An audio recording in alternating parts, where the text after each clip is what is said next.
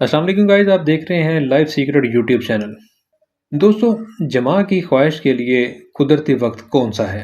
قدرت نے انسان کو یا جانداروں کو اس لیے اس کی نسل کو آگے چلایا ہے کہ ان کے اندر جمع کی خواہش رہتی ہے۔ اور یہ ہمیں کیسے پتہ چلے گا کہ ایک عورت یا ایک مرد کو جمع کرنے کی خواہش کب بیدار ہوتی ہے؟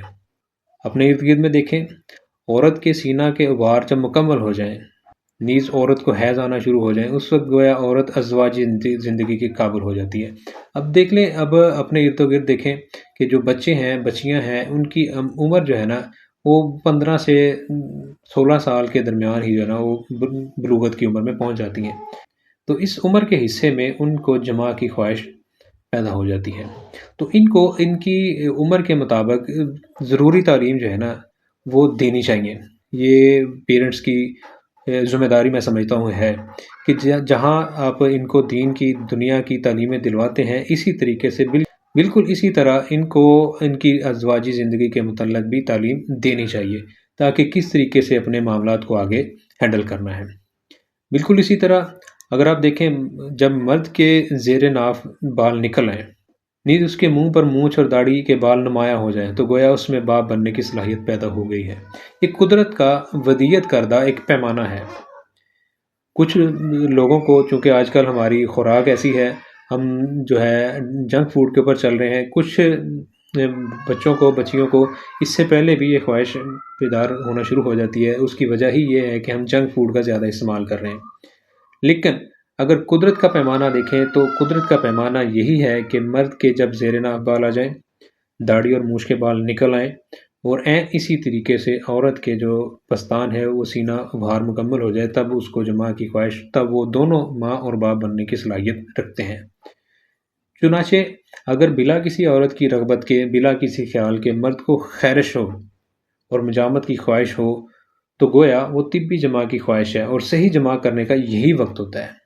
اس کو اگر ہم کوتاہی کرتے ہوئے ان کی شادیاں لیٹ کریں گے تو یہ لامحالہ کسی نہ کسی غلط کام کے اندر مبتلا ہوں گے۔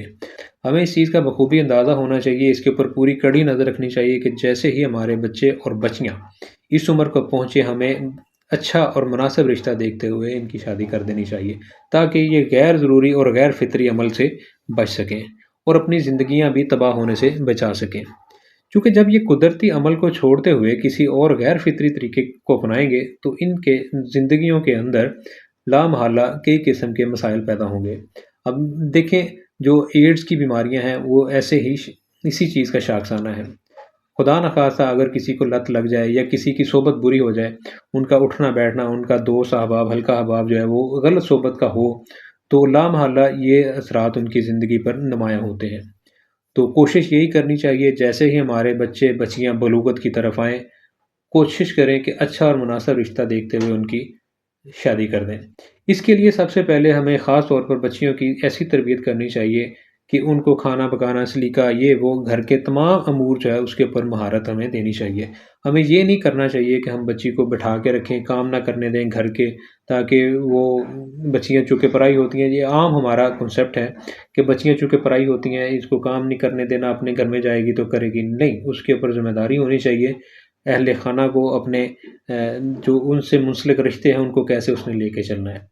امید ہے آپ کو ویڈیو پسند آئی ہوگی، اس کو لائک کریں، شیئر کریں، چینل کو سبسکرائب ضرور کریں، تاکہ جو بھی اس طرح کی معلوماتی ویڈیو اپلوڈ ہو اس کا نوٹیفیکیشن آپ کو سب سے پہلے مل سکے۔